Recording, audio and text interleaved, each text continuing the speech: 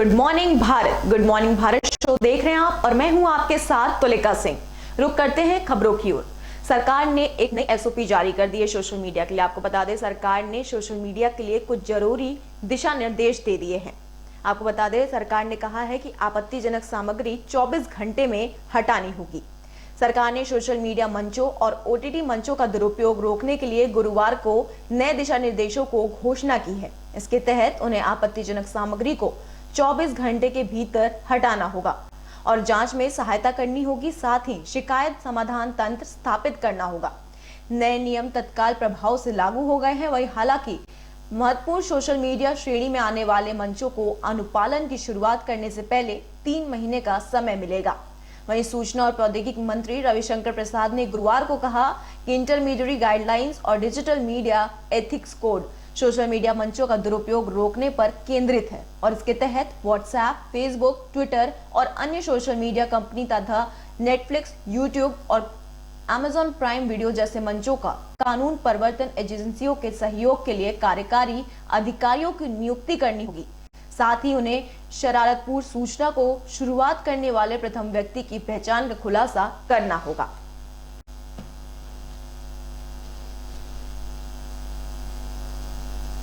इसी के साथ बढ़ते अगली खबर की ओर। अगली खबर हमारी आ रही है भारत पाक संघर्ष विराम समझौते के पालन पर जताई सहमति। आपको बता दें, भारत और पाकिस्तान ने नियंत्रण रेखा पर और अन्य क्षेत्रों में संघर्ष विराम पर सभी समझौते का सख्ती से पालन करने पर सहमति जताई है।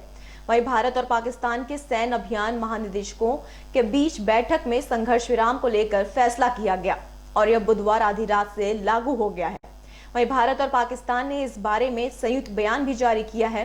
इस समझौते को लेकर विदेश मंत्रालय ने कहा कि पाकिस्तान के साथ भारत रिश्ते सामान्य करना चाहता है। हम द्विपक्षीय मुद्दों को शांतिपूर्ण तरीके से सुलझाने के लिए प्रतिबद्ध हैं। डीजीएमओ स्तर की बातचीत में जो ताजा सहमति बनी है, उसमें दोनों ही देशों ने सभी संधियों, समझौते और संघर्ष विराम के नियमों का पालन करने पर हामी भरी है। वहीं रक्षा मंत्रालय के अधिकारियों ने बताया कि डीजीएमओ स्तरीय वार्ता में बनी सहमति के आधार पर संयुक्त बयान जारी किया है। वहीं अधिकारियों से भी बातचीत की गई है।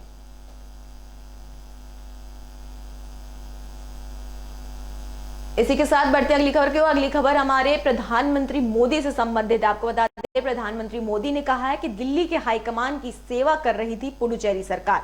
प्रधानमंत्री मोदी ने गुरुवार को कांग्रेस और उसकी पूर्ववर्ती पुडुचेरी सरकार आरोप लगाया कि पूर्व मुख्यमंत्री वी नारायण स्वामी ने अपने कार्यकाल के दौरान यहां की जनता को ही नहीं बल्कि दिल्ली के हाईकमान की सेवा कर रही थी, जो बांटो, झूठ बोलो और शासन करो की नीति पर विश्वास करती है।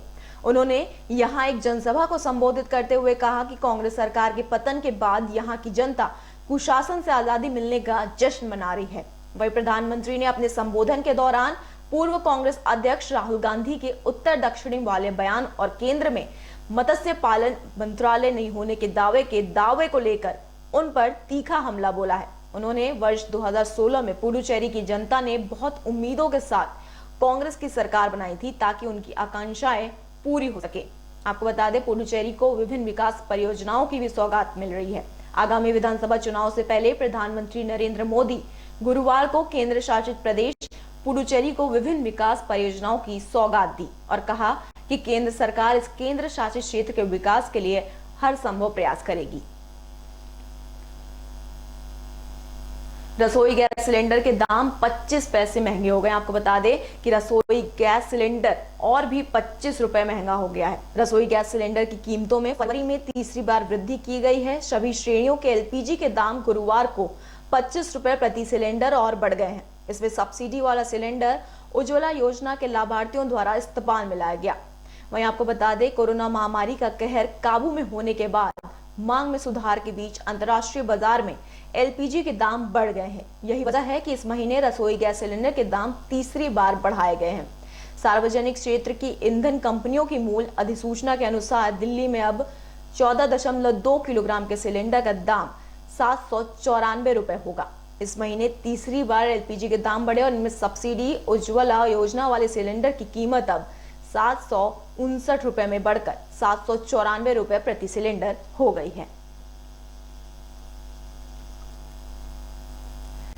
मोहन भागवत का कहना है कि भारत और पाकिस्तान के बीच देशों का अलग होने से पाकिस्तान जैसे संकट को देखने को मिल रहा। आपको बता दें, भारत से अलग हुए पाकिस्तान जैसे देश अब संकट में आ चुके हैं, ऐसा कहना है मोहन भागवत। राष्ट्रीय स्वयंसेवक संघ प्रमुख मोहन भागवत ने अखंड भारत की आवश्यकता पर बल देते हुए गुरुवार को कहा कि भारत से अलग हुए पाकिस्तान जैसे देश में अब संकट में है।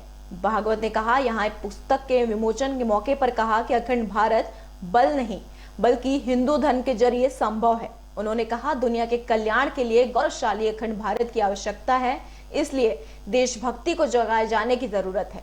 छोटे किए गए भारत को एकजुट हुए जाने की आवश्यकता है। वहीं भारत से अलग हुए सभी हिस्से जो स्वयं को अब भारत का हिस्सा नहीं मानते, उनकी इसकी अधिक आवश्यकता है। और भागवत ने कहा कि कुछ लोगों ने देश के विभाजन से पहले इस बात को लेकर गंभीर संदेह भी जताया था कि इसे बांटा भी जा सकता है या नहीं, लेकिन ऐसा हो गया है। ब्रिटिश अदालत ने नीरव मोदी को मंजूरी दे दी। आपको बता दें, ब्रिटिश अदालत ने नीरव मोदी को भारत प्रत्यर्पण की मंजूरी दे दी है। पंजाब नेशनल बैंक धोखाधड़ी मामले में फरार नीरव मोदी को ब्रिटेन की अदालत ने भारत प्रत्यावर्तन करने की मंजूरी दे दी है। उम्मीद जताई जा रही है कि पीएनबी से लगभग 12,000 करोड़ रुपए के गबन का आरोपी नीरव मोदी जल्द ही भारत लाया जा सकता है। भारत लाए जाने के बाद उसे मुंबई की ऑर्थर रोड जेल में रखा जाएगा। फैसले में अदालत ने कहा है कि नीरव मोदी ने सबूत नष्ट करने और गवाहों को डराने का काम किया है। अदालत ने कहा, नीरव मोदी ने सबूत नष्ट करने और गवाहों को डराने के लिए साजिश रची है। सुप्रीम कोर्ट का कहना है कि सरकारी नौकरी की योग्यता है। आपको बता दें, सरकारी नौकरी में चयन का आधार ही योग्यता है। सुप्रीम कोर्ट ने कहा कि सरकारी नौकरियों के लिए चयन योग्यता के आधार पर होना चाहिए और अधिक अंक प्राप्त करने वालों को नजरअंदाज कर कम योग्य कर नियुक्त करने का संविधान का उल्लंघन होगा। वहीं न्यायमूर्ति एल नागेश्वर राव और न्यायमूर्ति इंदिरा बनर्जी के पीठ ने टिप्पणी झारखंड हाईकोर्ट का फैसला बरकरार करते हुए कहा कि हाईकोर्ट ने प्रशासन द्वारा अनियमितता में सुधार कर तैयार संशोधित चयन सूची के बाद मेरिट के आधार पर 43 व्यक्तियों को पुलिस उप निरीक्षक पद पर नियुक्ति की अनुमति दी थी।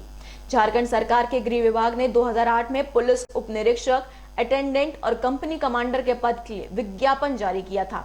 अंतिम प्रकाशित सूची में 380 लोगों पर चयन हुआ था।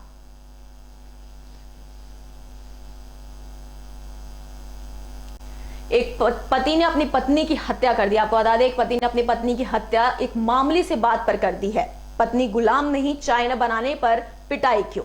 बंबई हाईकोर्ट ने पत्नी पर जानलेवा हमले करने के मामले में 35 वर्षीय एक व्यक्ति की दोष सिद्धि बरकरार करते हुए कहा कि पति के लिए चाय बनाने से इंकार करना पत्नी को पीटने के लिए उकसाने के कारण के तौर पर स्वीकार नहीं किया जा सकता। अदालत ने कहा कि पत्नी कोई गुलाम या कोई वस्तु नहीं है। न्यायमूर्ति रेवती मोहिते डेरे ने इस महीने की शुरुआत में पारित आदेश में कहा कि विवाह समानता व आधारित साझेदारी है, लेकिन समाज में पितृसत्ता की अवधारणा अब भी कायम है और अब भी यह समझा जाता है कि महिला पुरुष की संपत्ति है, जिसकी वजह से पुरुष यह सोचने लगता है कि महिला उसकी गुलाम नहीं। अदालत ने कहा कि दंपति की वह 6 वर्षीय छोटी बेटी का बयान भरोसा करने लायक है। अदालत ने 2016 में एक स्थानीय अदालत द्वारा संतोष अख्तर को 10 साल की सजा बरकरार रखी। अख्तर को गैर इरादतन हत्या या दोषी ठहराया गया और आदेशानुसार दिसंबर 2013 में अख्तर की पत्नी उसके लिए चाय बनाए बिना बाहर जाने की बात कर रही थी, जिसके बाद अख्तर ने हथौड़े से उसके सिर पर वार कर दिया और गंभीर रूप से वो घायल हो गई। महिला की विस्तृत जानकारी और दंपति की बेटी के बयान के अनुसार अख्तर ने इसके बाद घटनास्थल को साफ किया, अपनी पत्नी को नहलाया और उसे फिर से अस्पताल में भर्ती करा दिया। महिला की करीब 1 सप्ताह अस्पताल में भर्ती रहने के बाद मौत हो गई। बचाव पक्ष ने दलाल दी कि अख्तर की पत्नी ने उसके लिए चाय बनाने से इंकार कर दिया, जिसके कारण उकसावे में आकर उसने यह अपराध किया है। अगली खबर मुकेश अंबानी से संबंधित है। मुकेश अंबानी के घर के बाहर एक विस्फोटक वाहन मिला है। आपको बता दें, मुकेश अंबानी के आवास के पास वाहन में विस्फोटक सामग्री मिली है। मुंबई के उद्योगपति मुकेश अंबानी के आवास के पास गुरुवार शाम एक संदिग्ध वाहन में विस्फोट सामग्री जिलेटिन की छड़ें मिली है। एक पुलिस अधिकारी ने बताया कि अंबानी के आवास एंटीलिया के पास कॉर्मिकल रोड पर संदिग्ध अवस्था में एक वाहन मिला। उन्होंने कहा कि सूचना मिलने के तुरंत बाद बम पहचाना और निष्क्रिय दस्ते को वहां भेजा गया। विस्फोटक सामग्री के बरामदगी के बाद संबंध में आगे जांच की जा रही है।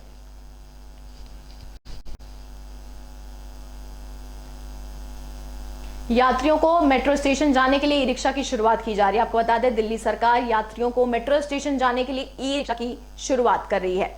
यात्रियों को मेट्रो स्टेशन से गंतव्य तक पहुंचाने के लिए ई रिक्शा की सेवा शुरू की जा रही है। मेट्रो यात्रियों के लिए लास्ट माइल कनेक्टिविटी की सुविधा बढ़ाने के मकसद से दिल्ली मेट्रो रेल प्रबंधन DMRC के प्रबंध निदेशक डॉक्टर मंगू सिंह ने गुरुवार को मेजेंटा लाइन के जामिया मिलिया मेट्रो स्टेशन से 25 ई रिक्शा सेवाओं का शुभारंभ किया है। ये ई रिक्शा ETO के नाम से संचालित किए जाएंगे। ये ई रिक्शा योजना सुबह 6 बजे से रात्रि 11 बजे तक चलेंगे और अब आसपास के स्थानों जैसे बाटला हाउस, गफ्फार मंजिल, ओखला विहार, जाकिर नगर, हाजी कॉलोनी और नूर नगर जैसे इलाकों के लिए आने जाने की सुविधा प्रदान करेंगे। और इन ई वाहनों के लिए एक चार्जिंग स्टेशन भी बनाया गया है ताकि पूरे दिन निर्बाध सेवा सुनिश्चित हो सके। आपको बता दें कि शुरू में स्टेशन से 25 ई रिक्शा चलाए गए, जिनकी संख्या अगले कुछ दिनों में बढ़कर 50 की जाएगी।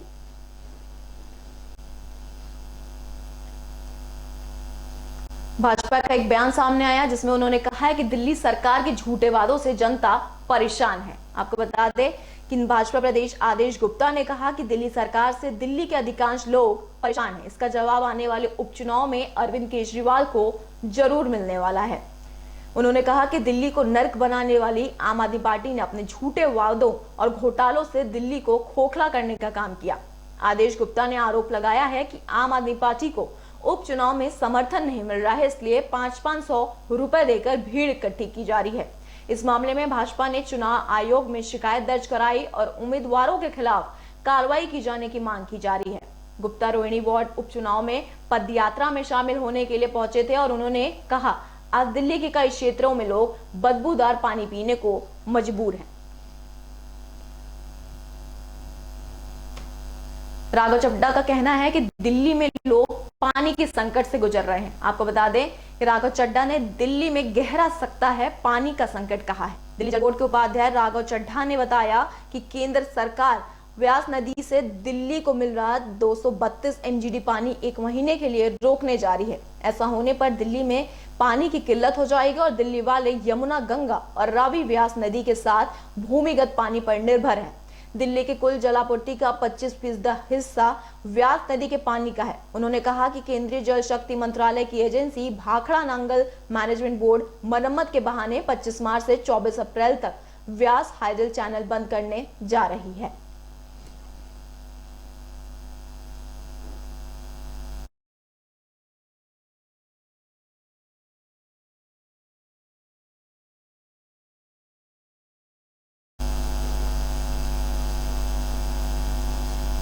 दिल्ली में 6 माह के अंदर अंदर ई वाहन का इस्तेमाल शुरू हो जाएगा। आपको बता दें, दिल्ली में ई वाहन की शुरुआत होने जा रही है। दिल्ली सरकार के सरकारी बेड़े से डीजल, पेट्रोल और CNG वाहनों की विदाई 6 माह के अंदर होगी। इन वाहनों की जगह दिल्ली सरकार में अब केवल बिजली से संचालित वाहन ई वाहन प्रयोग किए जाएंगे।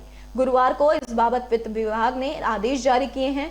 फैसले के बाद मुख्यमंत्री अरविंद केजरीवाल ने ट्वीट कर कहा कि इस निर्णय से दिल्ली के प्रदूषण का नियंत्रित करने में मदद मिलेगी। दिल्ली ऐसा पहला राज्य होगा और इस पर हर नागरिक को गर्व होगा। अगस्त 2020 से दिल्ली में 6000 ई वाहन शामिल किए जा चुके हैं। उप मुख्यमंत्री मनीष सिसोदिया ने ट्वीट कर कहा कि ऐतिहासिक फैसला है और ई वाहन की व्यवस्था लागू करने वाला दिल्ली दुनिया का पहला शहर होगा। मनीष सिसोदिया ने कहा कि मुख्यमंत्री अरविंद केजरीवाल ने दिल्ली को ई वाहन राजधानी बनाने के लिए यह फैसला लिया है।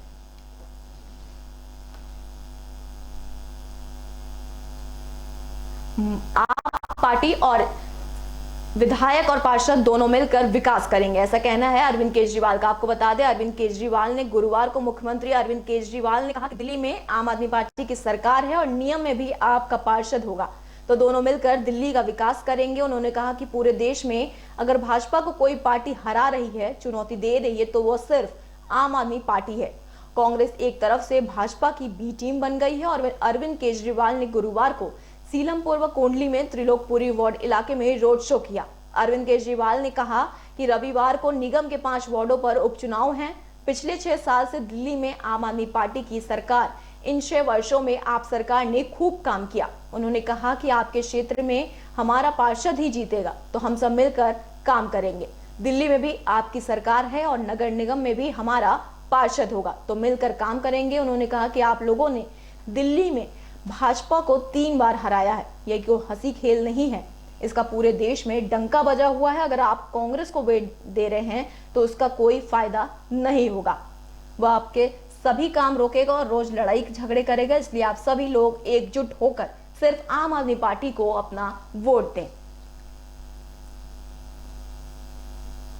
इसी के साथ बढ़ते अगली खबर की ओर। अगली खबर सामने आ रही, शिक्षा व्यवस्था पर सरकार को घेरा है। आपको बता दें, उप मुख्यमंत्री के घर के बाहर कल प्रदर्शन हो रहा था। भाजपा प्रदेश अध्यक्ष आदेश गुप्ता के नेतृत्व में प्रदेश महिला मोर्चा ने गुरुवार को उप मुख्यमंत्री मनीष सिसोदिया के निवास के बाहर जोरदार विरोध प्रदर्शन किया। विरोध का कारण बताते हुए गुप्ता ने कहा कि शिक्षा निदेशालय द्वारा बच्चों को नकल करने की प्रेरणा दी जा रही है। उन्होंने शिक्षा मंत्री मनीष सिसोदिया की ओर से दिल्ली की शिक्षा नीति की देश विदेश में बेहतरीन बताए जाने का विरोध करते हुए कहा, उनके इस्तीफे की मांग की है। उन्होंने आरोप लगाया कि दिल्ली की शिक्षा व्यवस्था पूरी तरह से खोखली हो चुकी है। यहाँ के बच्चे नकल के दम पर कैसे किसी प्रतियोगी परीक्षाओं में सफल हो पाएंगे। उन्होंने आरोप लगाया कि शिक्षा नीति के प्रचार पर बर्बाद किया जा रहा है। करोड़ रुपए का फंड का दुरुपयोग बंद होना चाहिए। फिलहाल के लिए गुड मॉर्निंग भारत शो में इतना ही। देश और दुनिया की तमाम बड़ी खबरों के लिए देखते रहिए एबी स्टार।